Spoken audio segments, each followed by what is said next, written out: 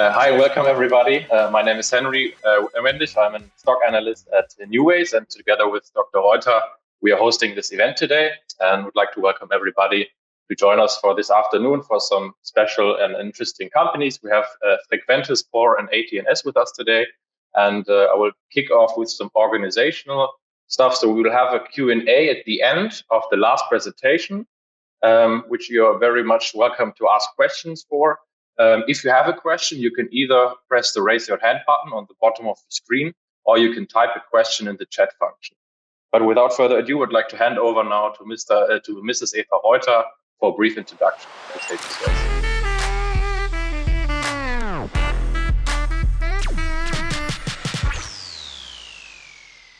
Yes, thanks a lot, Henry. So my name is Eva Reuter from Dr. Reuter Investor Relations, and as Henry already mentioned, we organize this investor forum together with NuWays, and we would like to start with a brief overview of the Austrian capital markets. This will be presented by Harald Schnitzer. He's a former DZ Bank analyst. He has worked for the DZ Bank for over 30 years. And so, Harald, I would like to ask you, is there anything you would like to tell us about the Austrian Stock Exchange that probably not everyone knows? Yes, it's interesting, I suppose. Before we get to the strength of the Austrian stock market, a brief introduction to the Vienna Stock Exchange, I would suggest. Founded in 1771 by the Empress Maria Theresia, it is one of the oldest stock exchanges in the world. Initially, only bonds, bills, and foreign exchange were traded. In 1818, the Österreichische Nationalbank became the first public company to be listed on the Vienna Stock Exchange. And one of the first shareholders was Ludwig van Beethoven, who bought 8 shares in the National Bank in 1819. In February 1823, Beethoven wrote disparately to the chief accountant of the bank, asking about his dividends and expressing his constant need for money. Beethoven's involvement in the stock market demonstrate his attempt to secure his financial future beyond his musical income. This aspect of his life shows that even great artists of his time had to concern themselves with practical financial matters. Very interesting. Thanks a lot. So, and how would you assess the position of Austrian listed companies? Many Austrian companies have specialized in specific areas where they are world leaders. Austrian companies are characterized by remarkable qualities. I would like to highlight a few. They play a significant role internationally, with many achieving global market leadership in their respective niches. The companies presenting themselves today are prominent Austrian firms with strong international presence and leading market positions. Austria serves as a hub for companies from Central Eastern and Southeastern Europe, attracting international flagship companies in fields such as electronic-based systems. Austrian firms excel in specialization on niche markets, often becoming hidden champions and in highly competitive industries. The country places a strong emphasis on R&D and as well, Austrian companies focus on sustainability, with many integrating environmentally friendly practices into their operations.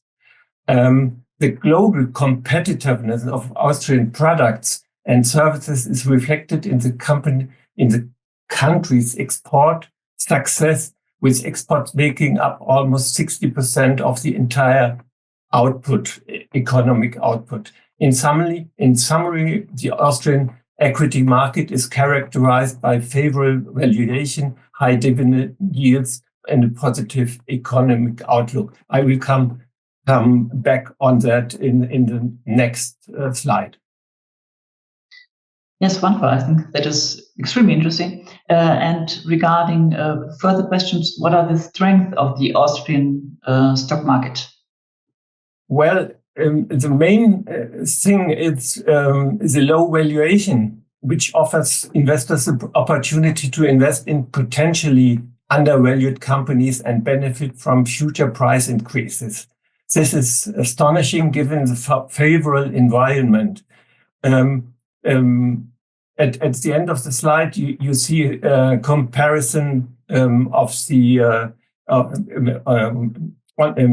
between the ATX and the DAX, and in all of these measures, price earnings ratio, dividend yields, and price book value, the Austrian market is clearly undervalued compared to the DAX.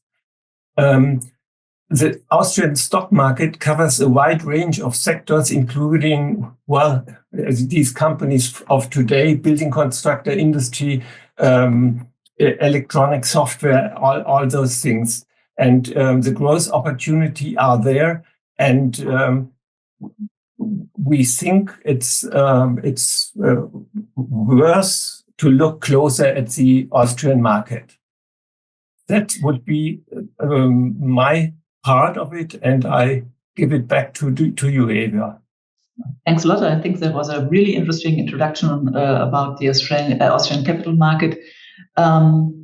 So it's time to speak about the first company, Frequentis. Norbert Haslacher, CEO. May I ask you to start your presentation? Yes, thank you for your interest. My name is Norbert Haslacher. I'm the Chief Executive Officer of Frequentis. We are listed since 2019 in Vienna and in Frankfurt. Frequentis is providing applications for safety critical control rooms in 150 countries in the world. So our customers are usually governments who are managing national safety critical infrastructure. So the customers are in the air traffic management, usually defense organizations like Air Force, Army, US Navy, or air traffic management organizations in civil areas like air navigation service providers. In Germany, that would be DFS, or in Austria, it's Austrocontrol. In the US, it would be the FAA, the Federal Aviation Administration.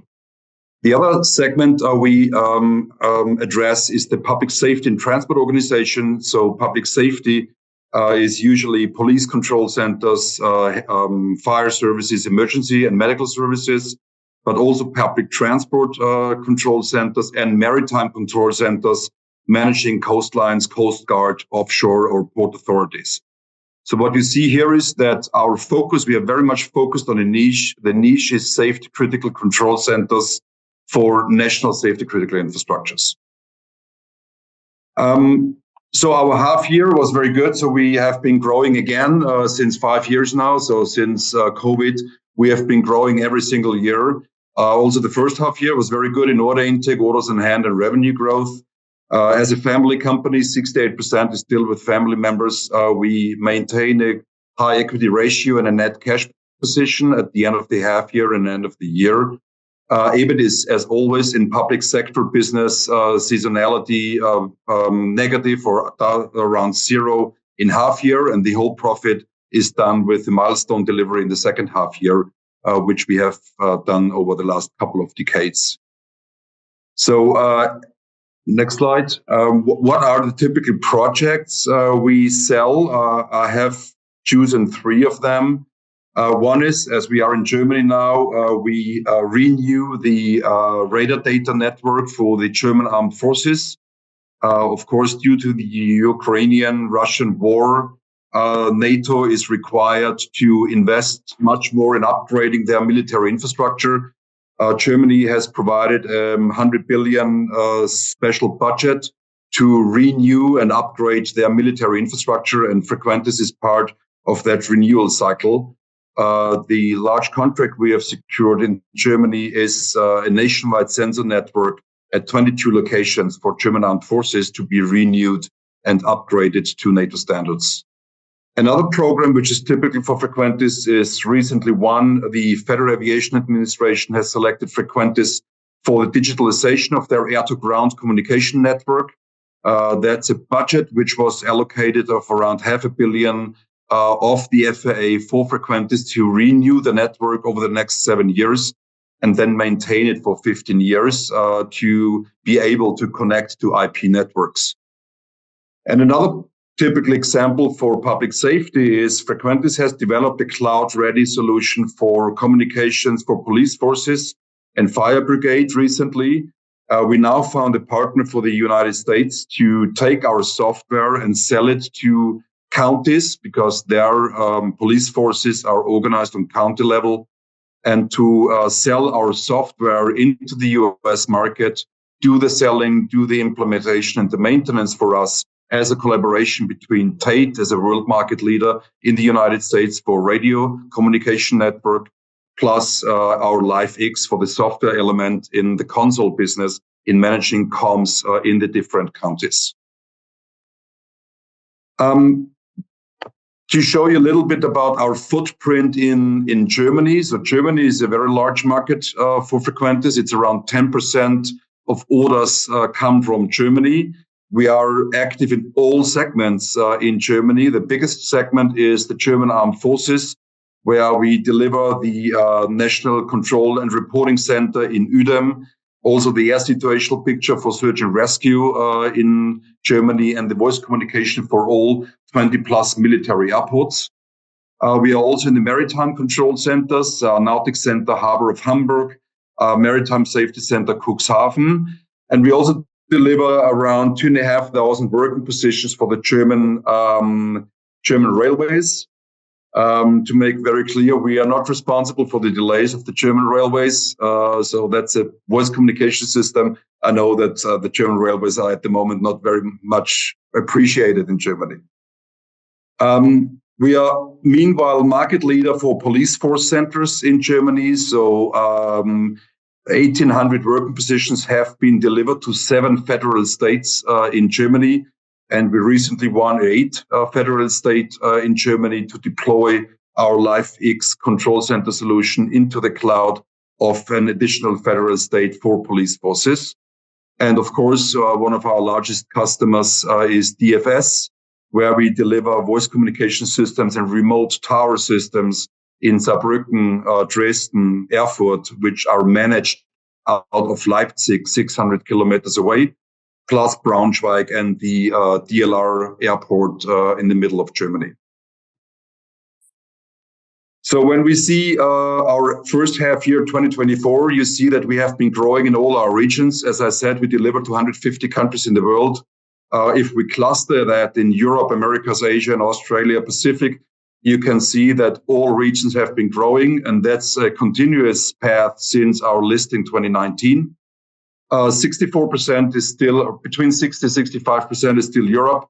America has been growing significantly, and I also want to take maybe a question up front that Trump is probably a benefit for Frequentis, because Trump will probably drive investments into the NATO infrastructure to commit and also execute the 2% of GDP, which has been a commitment from NATO states to invest into NATO infrastructure. So therefore, we do not expect any major problem for us, as Trump will be the president from mid of January onwards. What you see here is our margins. We have a very different margin profile between public safety and air traffic management. Some of you maybe know Frequentis already for a longer time. Frequentis has been a proprietary hardware production company, where we have started around 8 years ago in public safety to transform our portfolio from hardware into software. So we subsidized our portfolio ourselves with cloud-ready solutions and subsidize our hardware solutions and implement the software-centric business model. So we started around 2014 to invest around 100 million into our portfolio to get rid of proprietary hardware and replace it with cloud-ready software, and implemented a software-centric business model, which is already shown in our EBIT line. We increased our EBIT in average on around 12-13% in our public safety business. Around 4 years ago, we started also now to replace our ATM portfolio from hardware into software. That's an ongoing process. It's a very complex. We deliver high tech in safety critical environments. So a lot of regulation and standards have to be fulfilled in software assurance levels and also safety levels before we can deploy such software into a customer environment. Therefore, it will need around additional 3 years to completely transform our portfolio in ATM from proprietary hardware elements into software. And we then strive for an average comparable margin profile as we have already achieved in the PST segment. So the revenue splits also change a little bit. We go more and more into licensed business. Licensed business is growing. That was the plan from the beginning when we exchange our portfolio from hardware proprietary into software, that we go more into the licensed business. Nevertheless, we are not SAP or Microsoft. We are a systems integrator of our own software. So there will always be, of course, a hardware part, which is around 10%. That's usually commercial off the shelf. But there will also be always in project service as we deliver an end-to-end solution to our customer. And we usually maintain that for 15 to 20 years. So it's usually a very, very long-term engagement the customer has with Frequentis. What's important to us is that we have a high share of recurrings, as we have a high volume of maintenance and change request contracts with our customers. Our recurring revenues are around 37% of revenues. 61 is installed business with existing customers, and around 36 is new products with existing customers. And that's very important to us that we maintain a good customer baseline to add more and more products into our customer environment, in our existing customer environment.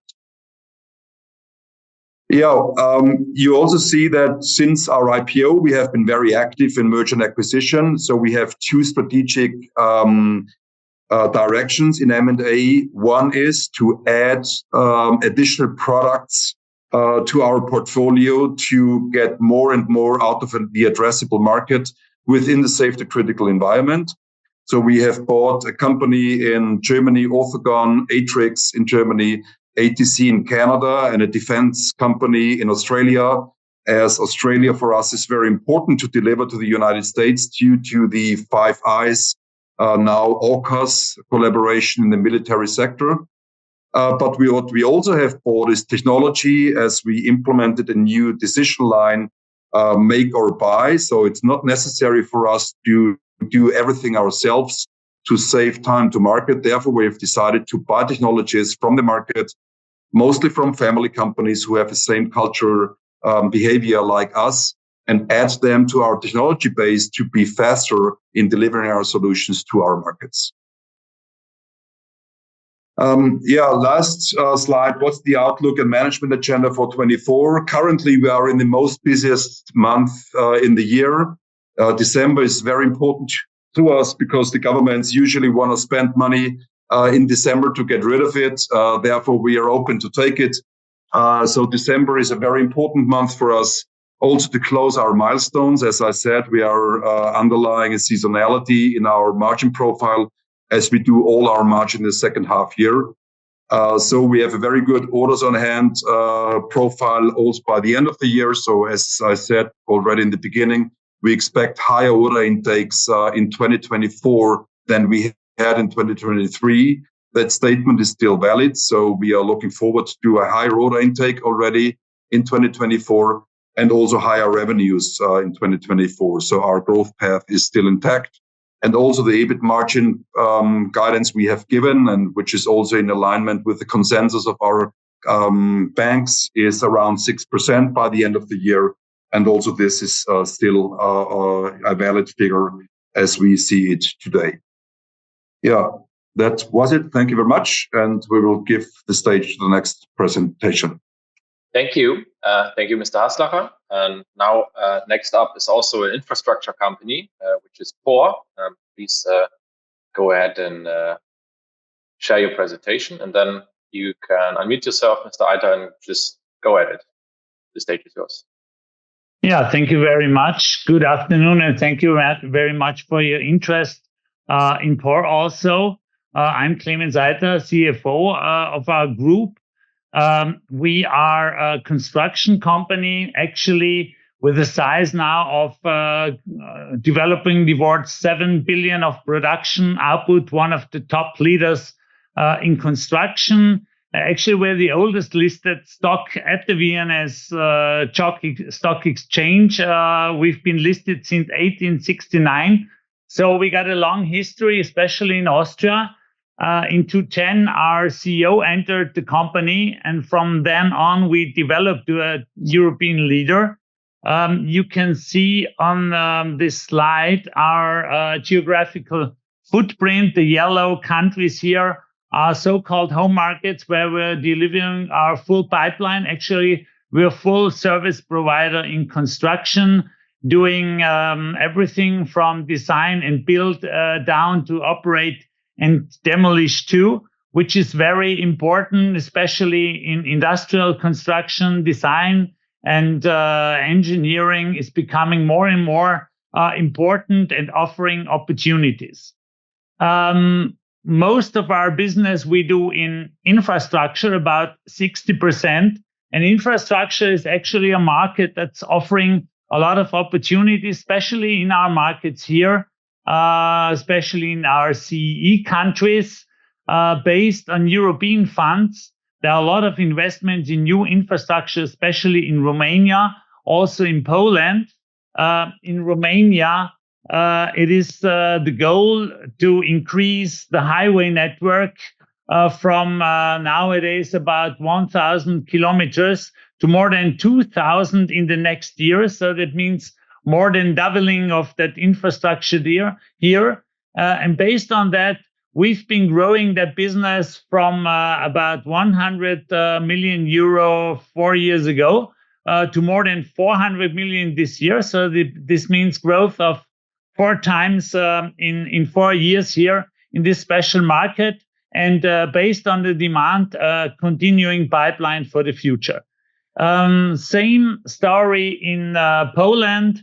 A few years ago, we had something like 350 million of output. We developed it up to more than 1 billion. And actually, based on the new government with strong connection to the European Union and funds there, we expect further growth. Up to Q3, we had an increase in order intake in Poland of more than 50%. And there's more way to go, as government announced that they will spend 46 billion euro in the expansion of the railway network there, where we actually take part in actual tenders with a volume of more than 2.5 billion euros. And actually, our USP is that based on our work in the last 5-10 years, we've built a leading market position in this market, especially Poland, Romania, and with the other main European construction players of the Western part here not being in such a position. So we are actually well prepared for growth here, for profitable growth. Also in our other markets in the DACH region, a lot of infrastructure investments are expected. As you probably know that in Germany, there is a big investment needed in highways, in bridges that are damaged there. Also in railway, public German railway announced that they need to invest about 90 billion in the renovation of railway in Germany. And of course, nowadays we're waiting for a new government.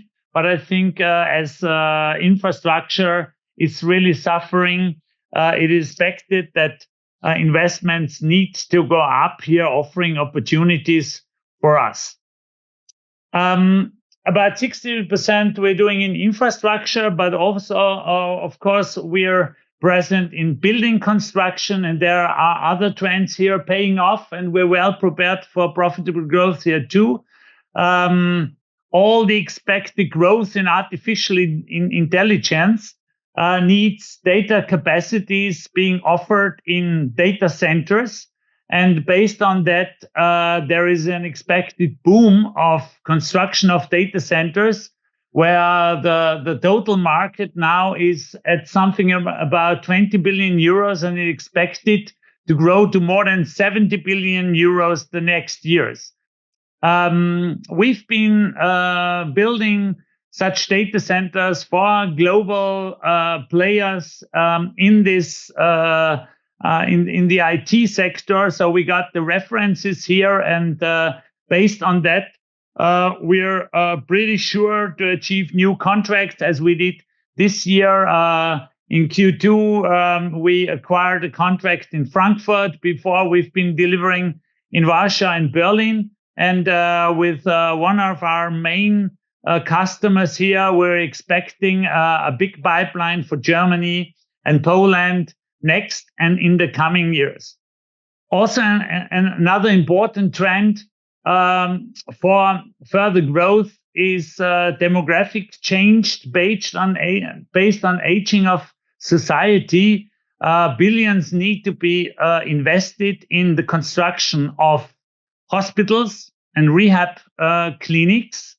And we see planned investments here, for example, in Vienna of about 7 billion up to 2034 alone here in Vienna.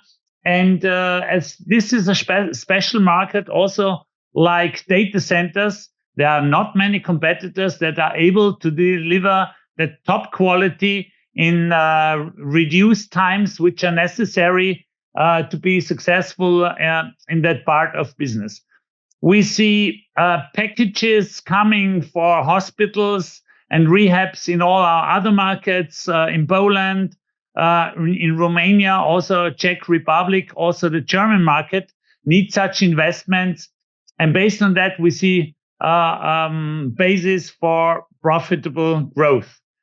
Decarbonization is also offering additional opportunities as for energy transformation. We're offering power plants. We got a long history in USB in building power plants, especially here in Austria for Verbund, now exporting that to other countries and clients, as for we do a pumping power plant in Germany for Energie Baden-Württemberg, or pipeline construction.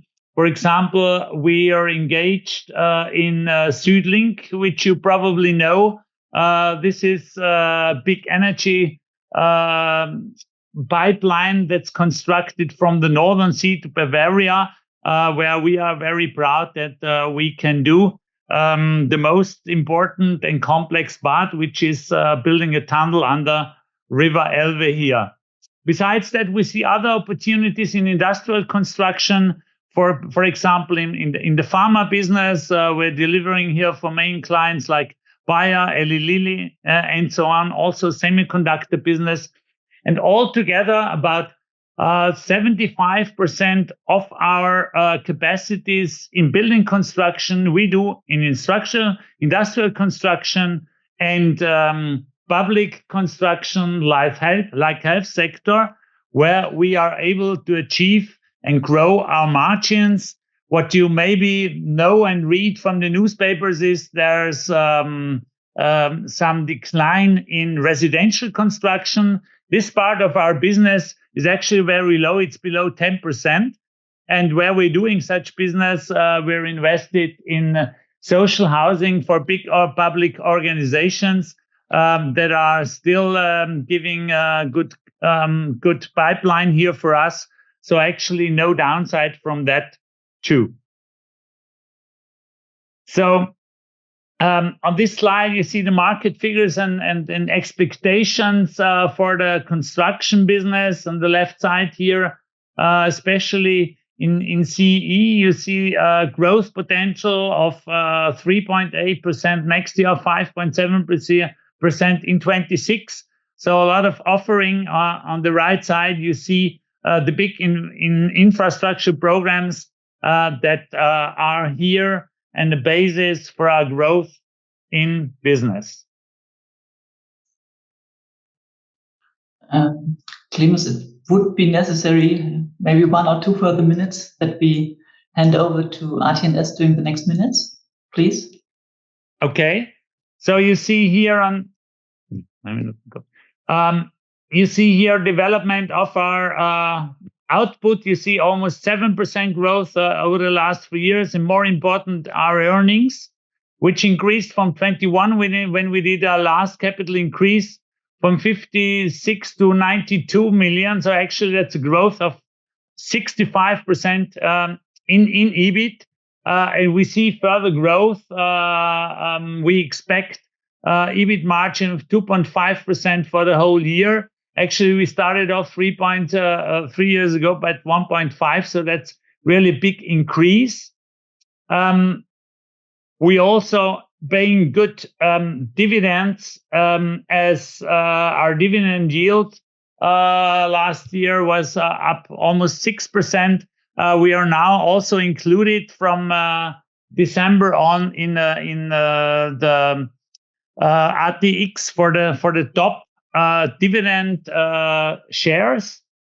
And if you look at our share price, you see that we are steadily increasing our earnings per share. And actually, our share price is rather offering here. And the last, especially 2 months, the market is taking that up. You see here that the 20th of the November, we've been at 1542. Yesterday, we were at 1824. What happened in the meantime? There's been recommendations from Blatt of Börsebrief taking us in the sample portfolio there. Also recommendations from Focus Money and their actionnaire. And based on that, we see that there's upcoming interest in increase in our share. That's also reflected in the recommendation of our analysts, 7 buy recommendations with a share price up to 29 euro. So I think there's a big potential for growth here, and we hope to see you again in the future as a shareholder here of our company. Thank you, Mr. Eiter, for the presentation. Now I invite Mr. Mattner to share his screen and then unmute himself to start his presentation. So thanks for having me. Thanks for the invitation. And thank you for giving us the opportunity to present AT&S to you. Just want to give you a short overview on what AT&S is doing and on the key information. So AT&S is a printed circuit board and ABF substrate company. It was founded in 1987. It was at that time a state-owned company. It was then some years later privatized. We are headquartered in the south of Austria, in Leoben. We employ around 13,500 people around the globe. Our business is very strongly related also to patents, so there's a lot of innovation going on. Since 2016, AT&S was a pure printed circuit board producer, and in this field, our aim is to play in the high-end field, so which means here we want to have a top position, and according to external research houses, we hold here the number 2 position. Since 2016, we are active in the substrate space, and since then we have really improved our footprint here. We're currently ranked as number 5 company. We're running 6 manufacturing sites around the globe. With the beginning of calendar 2025, 1 additional plant will go on stream in Malaysia.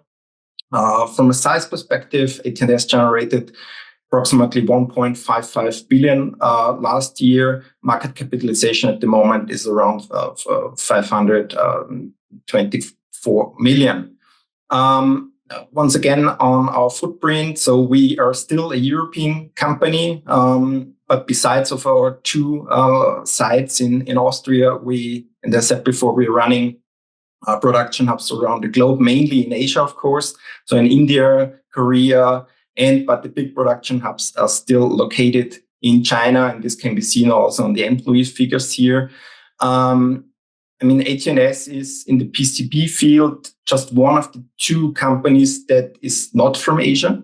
So our main competition is from Asia, and this is a very, as you can imagine, a very intense competition when you compete with the Asian players. And we are going to be the only non-Asian company that produces IC substrates then in Europe. So this is a light tower project also for Europe and the European Chips Act.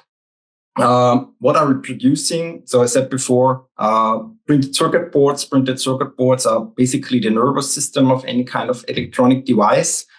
Here, our aim is to enable the most advanced application and technologies. Therefore, we are working together with market leaders in their niches, so industry leaders. Our main clients are coming out of the US.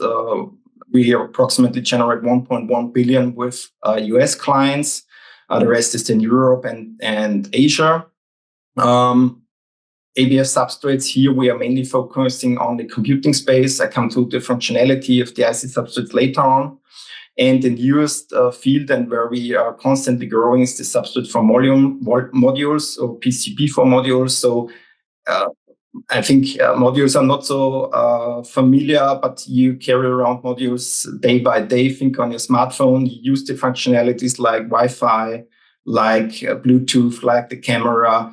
And these are all driven by the modules. So those are the black boxes you can see on the right-hand side. And this is where we provide really high-end PCBs, very fine PCBs to our end clients.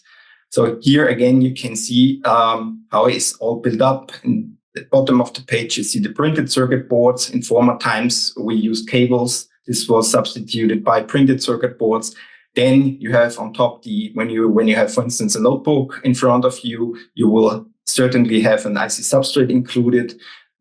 The functionality of the substrate is more or less, it's a kind of translator between the semiconductor, so the chip. So we are not a chip producer, but the chip talks, if I can phrase it, a very different language than the printed circuit board, and therefore you need an IC substrate. AT&S is structured into 2 business units. The one is electronic solutions, which is more or less our printed circuit board business.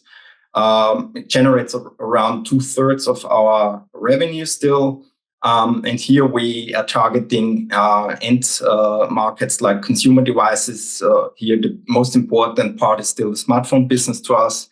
But also we do a lot of business with digital infrastructure, automotive business, industrial, and it goes down to medical. The other business unit is microelectronics, which is more or less the substrate business of AT&S.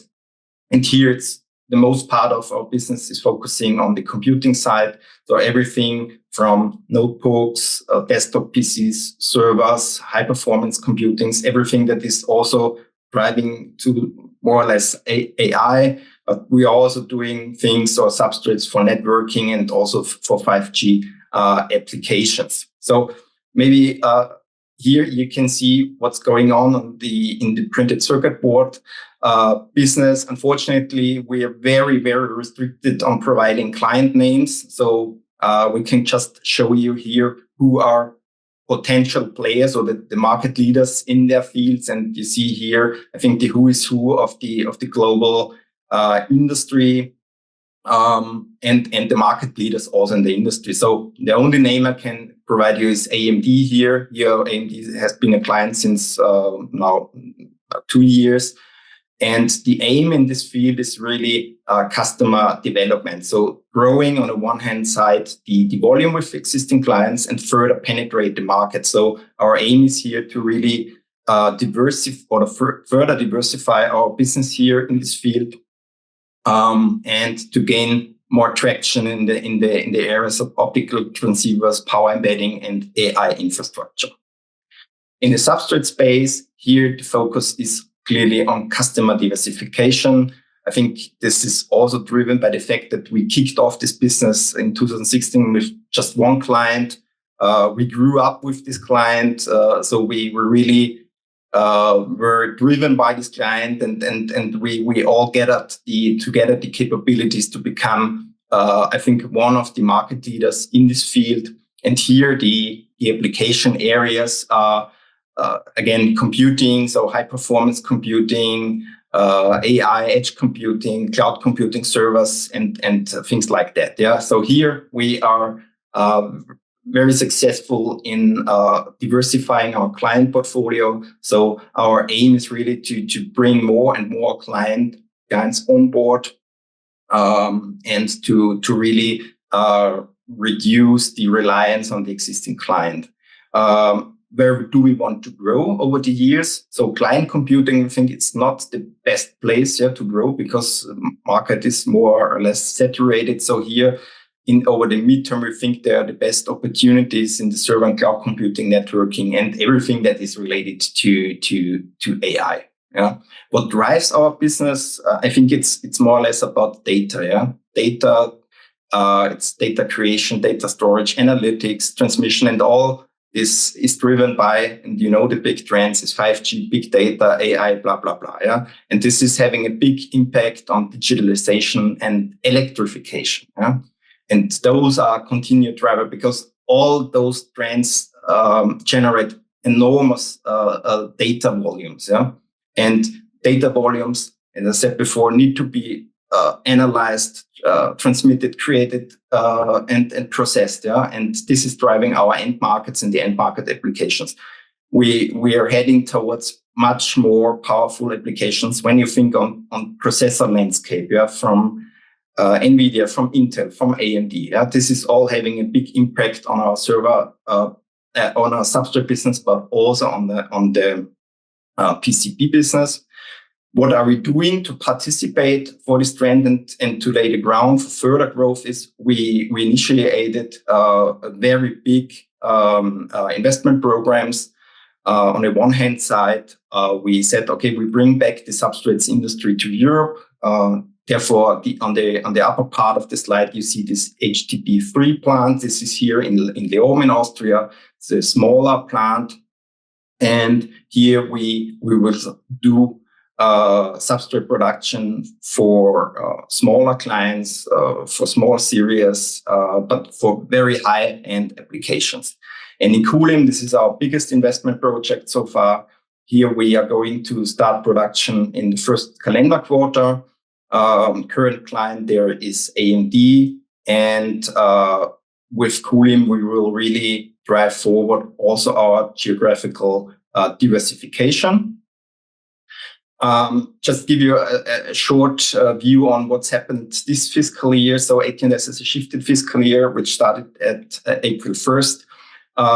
As we are currently in a rather difficult market situation, revenue showed more or less a stagnation. Margin side, we also saw some decrease. And for the fiscal year, we expect the revenue to be approximately at the level of last fiscal year. Also, the margin should be at the level of last year. Please have in mind that we are currently running big investment projects, which are currently ramped up. And here we are confronted with a lot of startup costs. And of course, investments are always related to CapEx. And for this fiscal year, we plan to spend up to 500 million also to bring our new facilities on. Thanks for the time. And now I hand back to Mr. Wendisch. Yes. Thank you, Mr. Martner, for your presentation on the brief overview of AT&S. I would now suggest you stop sharing your screen so we can move over to the Q&A session. As a reminder for everybody, if you have a question, please raise your hand via the raise your hand button, and then I will give you permission to ask the question via audio line. But you can also write the question in the Q&A box. If you want to give a written question, then feel free to do so as well.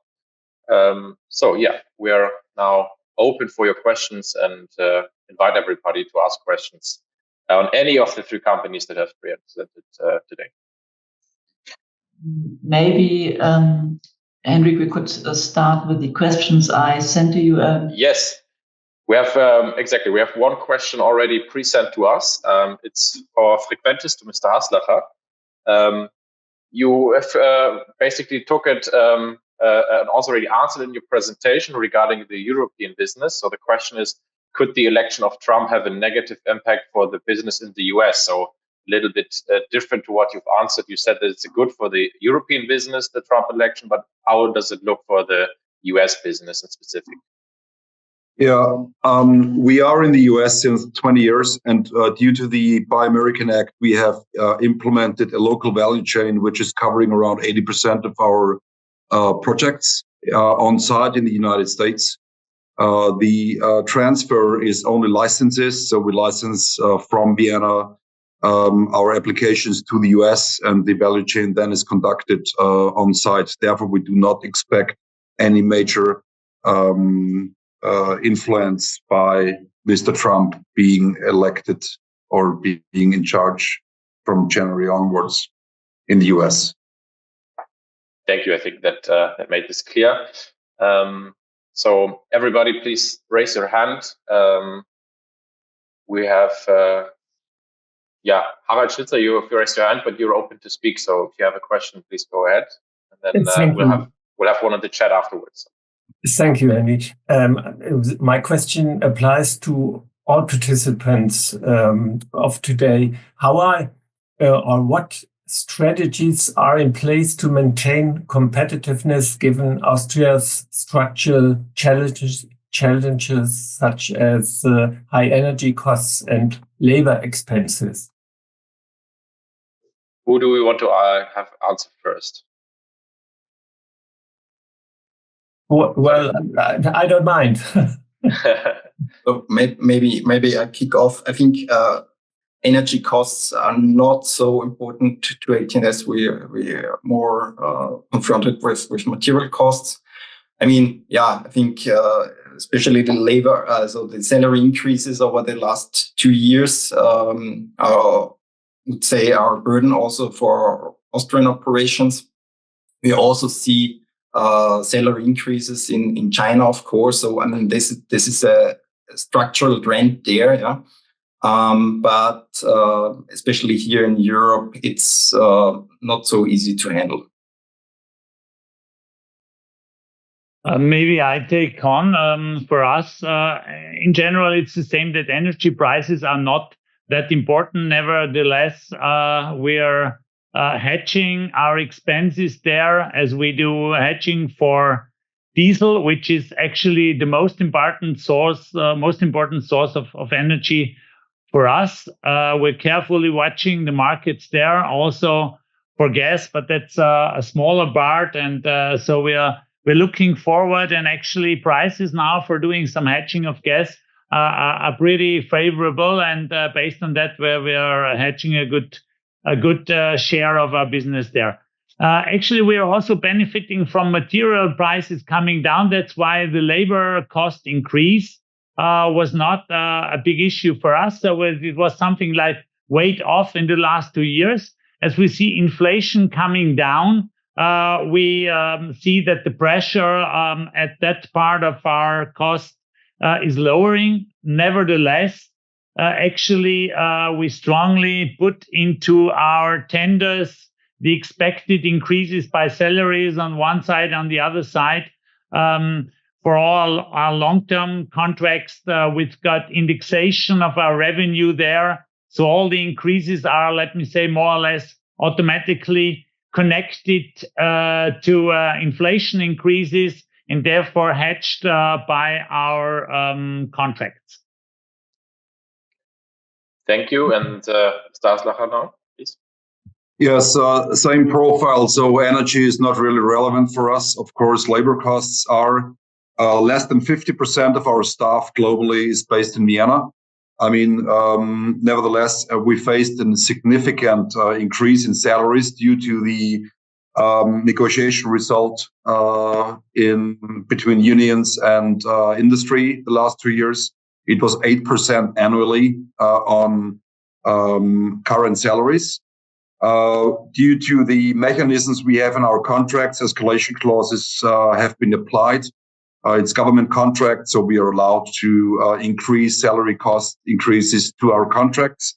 And we hope that the inflation rate is now going down, as unfortunately the former government was not able to manage inflation in Austria properly. We hope that the next one will do it better. All right, thank you. I think that clears the question from Harald. Thank you very much. Now we have one question in the chat regarding AT&S, and then we will move over to some audio questions. First one in the chat is regarding AT&S. How do you estimate the capacity utilization in the coming year? And is your 3 billion revenue goal still achievable with similar margins? So please, Mr. Mattner. Okay. So unfortunately, we do not provide a guidance on capacity utilization for the upcoming year. So a guidance for utilization and for margins for next year will be provided at the latest with the result of our fiscal year, which will be in May.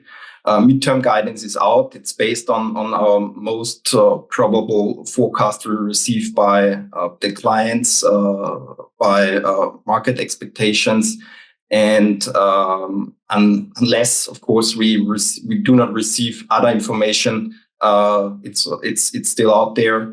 And you know, market regulation. If there's something is popping up, so market relevant information that is having an impact on the forecast, we would follow. We need to follow market regulation, and we need to adjust it accordingly. Thank you. I hope that answers that question. And now we will move over to the audio line question. First up is Mr. Paul Plichler. Please unmute yourself and then raise your question via audio line.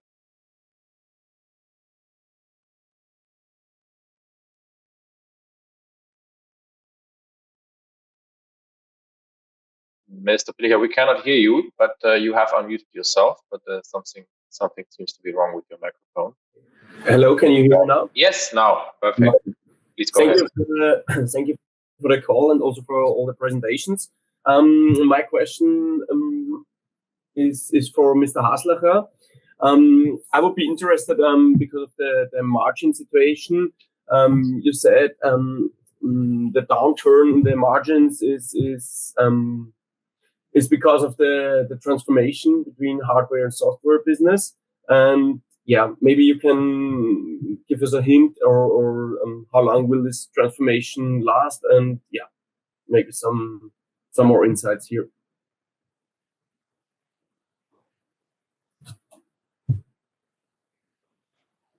Yes, thank you. You mentioned it already correctly. As I said, the story in the IPO is still the same today. So we have to transform our business model from hardware-centric to software-centric. We started 2014, 2015 with public safety and transport in developing software to substitute our hardware solution and implement a software-centric business model. And I think the margin development over the last years show that we can successfully transform our business model into software. So the same now we have to apply for ATM, which is much more complex due to regulations and safety requirements in air traffic management. It will take a little bit longer. We started that now 4 years ago, and we expect a similar margin profile from 27, 28 onwards in ATM, as we have also achieved in public safety already. Okay, thank you. Thank you, Mr. Pilcher. I hope that answers the question. Or you have a follow-up? One more question for yes, AT&S. Yeah, here I would be interested to know how the orders are developing in China, because we hear a lot of the situations that Western companies are trying to avoid Chinese products. And yeah, maybe you can tell us something about the situation in China, and yeah, also your customers, how the situation is going on here. Yeah, so at the moment we are providing nearly all of our substrates clients out of the US. So those are all US American companies. So therefore you see that China is still, I would say, still welcome, yeah, to be a production hub. But we also received the feedback from other clients that, for instance, the diversification towards Europe, so with the new plant here in Leoben, but also with the new plant in Malaysia, is very much welcome. So there's, of course, worries that the situation is going to be more tense. First Biden recommendation, the Biden administration did a lot to heat up the conflict between the US and China. It was not just Trump, but for the time being, I would say it's more about the semiconductor industry. I think PCBs, IC substrates are flying a little bit below the radar.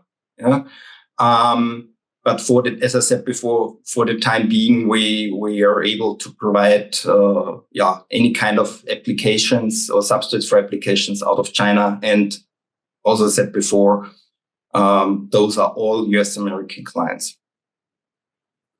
Okay, thank you. And maybe one last question, sorry. Regarding the new CEO, are there any news or something you can tell about that? So we're in the middle of the process. So this was kicked off in October. There are no immediate news.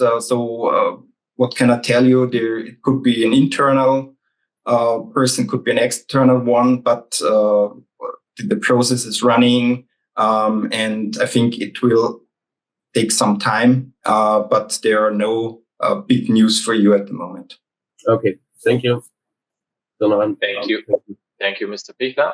Maybe finally, congratulations to PORR, how the business is going. Yeah. Thank you. Thank you very much.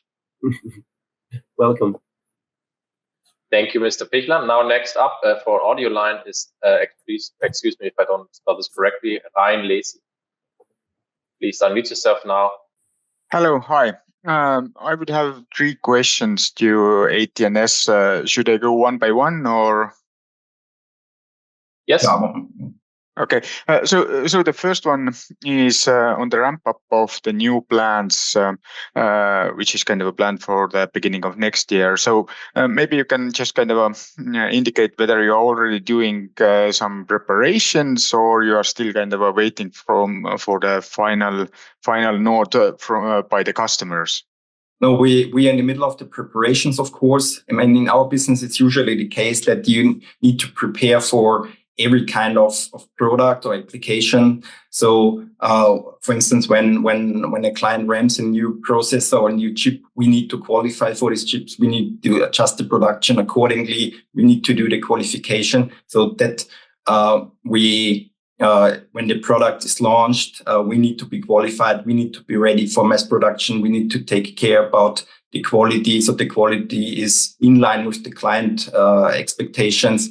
And of course, we are currently in the middle of the preparations. We are training people there. So it's a greenfield investment in Malaysia also, but here in Austria, with the new plant. So we are absolutely doing our job at the moment. Okay. And then kind of maybe few words on the general market recovery as well. So, when are you maybe expecting kind of a more tangible market pickup? Probably kind of it depends by the segment, but. As you can imagine, when it comes to PCBs and here automotive industrial business, it's quite difficult at the moment. And I think it's no wonder when you have European automotive industry in mind and also the current economic environment in mind. Smartphone business is always very stable. And in the IC substrate space, we have already seen a volume recovery of notebooks and client computing. So this is taking place. So here the end markets have stabilized, normalized. In the server space, we see a slight recovery. We are still waiting here for the pickup of demand or a clear pickup of demand At the moment, this is the server business is very much influenced by all of these investments in AI hardware. So as you see and look at the NVIDIA results, and NVIDIA is not our clients, all these big companies are investing most of their capex in AI applications. Therefore, NVIDIA is profiting most from this trend. And general purpose servers, so servers for day-to-day business, are still influenced. So a market recovery should be in place at the latest of next calendar year, but it will still take some time. Okay, and my final one is on the Trump. Would you expect any kind of impact on your business from the proposed tariffs? Probably it would be more kind of indirectly through the clients of yours, but. Yeah, we need to see, because first of all, we produce in China and we move then our products to the assemblers, and those assemblers are located in China or in Indonesia or somewhere else in Asia. And then we need to see how the administration is then rolling out the tariff policy. So there are a lot of question marks at the moment. But in general, I think there will be no de-escalation. But I already said before, the Biden administration did also quite a lot to heat up the situation with China, and we do not expect really a relaxation. Okay, thank you. Thank you, Mr. Lissi, for your questions. Next up via audio line is Mr. Wolfgang Mateka. Please go ahead. Hello, thank you for taking my question. I would like to raise 3 questions. The first to Frequentis, Mr. Haslacher. At first, congratulations to the business development. Extremely, I'm very proud of that in relation towards the US development. My question will be, in general, is there, due to the changes in the US currently in the administration and the global effects, the global frightenings that are moving up, a more sensitivity towards your safe communication issues, your, let's say, virtual tower issues, in that respect, maybe some defense issues that you feel in several talks? Yes, thank you, Mr. Mateka, for the positive feedback. I think that we really managed the global trends, safety and security and mobility, which are all intact pretty well around the globe. And I think that the new administration will also will guarantee further investments into military infrastructure in multiple areas. One is the NATO environment. I said before, 2% of GDP is required by NATO per country to be invested into military infrastructure. Some of the European countries haven't followed that. I think that will be another debate between Trump and the European partners. Southeast China, we see as an upcoming area of concern, where also Asian countries, especially Australia, is investing billions of dollars in increasing their military infrastructure. But also the Far or Middle East activities currently, I think, will also guarantee more investment into national safety critical infrastructure. So I think security and safety is a very strong driver for and the current situation for investment into our segment. Yes, thank you very much. I just don't want to bluff any ESG participant in that call, but is the communication of unmanned flying objects an issue that is touching you as well? Yes, I mean, we have a clear strategy. We only focus on cooperative unmanned traffic management. That means cooperative drones. So those are drones who want to be seen. And we still have the same situation, Mr. Mateka, as we have discussed a year ago. The European regulator is still behind to allow beyond visual line of sight flights in Europe. We hope that 2025 a next regulation will come out to allow a little bit more than this year. Okay, keep fingers crossed. Thanks a lot. Yeah, maybe the sentiment is changing now. Pressure is ahead. Thank you very much, Mr. Haslacher. Thank you. Wow. Thank you. And my question to Porr, Clemens Eiter. Hi, Clemens. Nice to have you here. My question will be related towards data center business. That is one of your key presentation roles in the last weeks and months. Is the connectivity towards electricity support being one of your strengths inside that, or is it totally separated from the business item, from the construction item? I'm sorry. Well, actually, we do have some expertise and some services in this field, but in general, the data center provider or operator has itself its concept on that. So we got the know-how how to support, but in general, it's his concept on that. And but in general, there's a big and growing demand. I mean, everything what we expect in growth in artificial intelligence needs to be provided physically in such data centers. So we see demand in all our markets. Yes. I had latest seen a presentation on alternative intelligence chips outside of the production cycle side of that.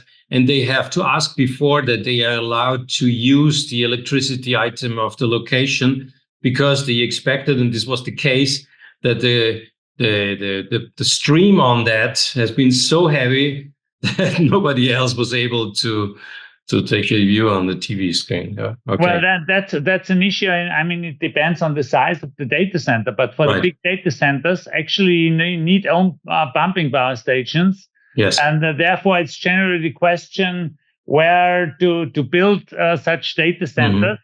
The providers and operators are carefully watching the markets and requirements for that. I mean, in the US, I think you know that there's discussions about having nuclear power stations for it. Yeah, I think I don't know. You know, especially, I mean, Germany is one of the biggest markets for data centers expected, and you know about the discussion there. I think it will also be interesting, the approach of a new government there, as I mean, in general, you're right. The question of raising artificial intelligence is much dependent on having the energy sources and where they are coming from. But I think that's a more global question for that. It is definitely. Thank you very much. 83% of the wind farms in the North Sea, in the Northern Sea, is belonging to non-German entities like Google and so on. Okay. Yeah, sure. That's already answering. Okay, thanks, Clement.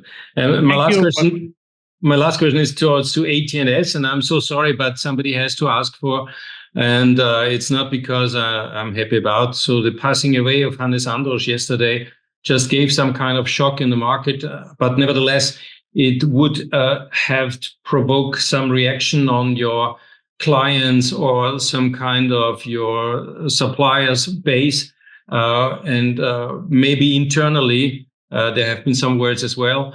What can you tell me or us or the shareholders outside towards the topic to give us some kind of safety? Yeah, I think so. For those who are not familiar what happened yesterday, our head of the supervisory board, Mr. Androsch, passed away, unfortunately.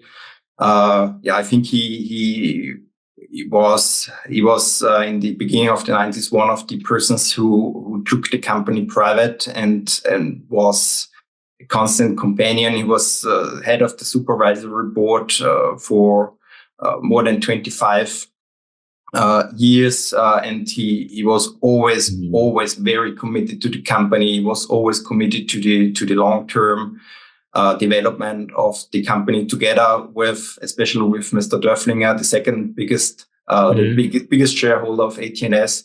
And I think, it is a big loss. His legacy is huge. But I think we have persons in place who can take over, not completely, of course, because his footprints are so big. But for the time being, Mr. Riedl, so deputy head of the supervisory board, will take over. There will, of course, the supervisory board will come together. But my question was more related on the reaction of the client base as the supplier base, due to the fact that Mr. Androsch already has more than 17% on the share capital, and your financing situation is always a topic in the talks, and therefore somebody could think about what can happen now. So there haven't been too much questions, neither from supplier side nor from investor side. So I think everyone noticed it, but I think no one is very much worried about what's coming next. So the reactions were rather limited. Okay. No, so I'm the only unpolite in the row. But if there would be some kind of planned share capital raising or something like that, this would be some kind of changing situation out of that. So I expect that this is not the case already on the agenda. Thank you very much, gentlemen. Pleasure. Thank you, Mr. Mateka, for your questions. Now we have to close the Q&A now. We have 3 more questions in the chat, but we are running out of time. So first question from the chat would go to Frequentis, Mr. Haslacher. The question is, the free float of your capital structure is very low. Do you want to change this? Yes. For some investors, it's okay. For some, it's low. And we have 32%. 68% is with family Bardach. And of course, Mr. and Mrs. Bardach are happy if we do a capital increase targeting a larger acquisition. As you know, we are very much net cash at the end of the year, around $80 to $100 million annually at the end of the year. So currently, we don't need any cash. But if there is a large acquisition upcoming, we are looking forward to conducting a capital increase, which will then be also increasing the free float. Perfect. Thank you for the answer. Now 2 more questions regarding AT&S in the chat. I think the one was touched upon by Mr. Mateka recently. The first one is your balance sheet strong enough in the current downturn, and would you exclude the capital increase? Balance sheet, I think that's one of the key focuses of our CFO. She's working on it quite intensively, as you can imagine. I think one of the big steps we have initiated is the sale of our plant in Korea, in Ansan. Here we have a deal with the Italian company Somacis, which is backed by Bain Capital. So selling price will be approximately 405 million. Cash inflow will be around 360, 370 million at the end of the day. So this is one step towards pimping up our balance sheet. And as you can imagine, at the current share price, I think a capital increase is not very attractive. And if we would have plans to do something and all the rules, we would immediately need to inform the capital market. Thank you. And the last question also for you is regarding your dividend payment. I think that it's hinting towards the current downturn and what's happening to the dividend. Yeah. So we need to see what the final result will be then at the end of March. And dividend decision is then usually done in May, when we also are publishing our results. And please be patient until then, and then you'll get more information on that. Perfect. Well, that sums up the Q&A session. We have no more questions open, and that will just be with some closing remarks. Thank you, everybody, for participating. I think it was a very interesting dialogue we had here, and it's just some add-in and own interest. We are hosting similar events every now and then, so please take a look at our NuWays website. You can see some similar events there. If you're interested, we're happy to welcome you every time. It's always free of charge. And with that, I will just wrap up this presentation. Wish you all a happy Christmas season, and see you all next time. Thank you very much. Bye-bye. Thanks a lot. Thank you. Bye. Thank you. Thank you. Bye. Thanks. Bye.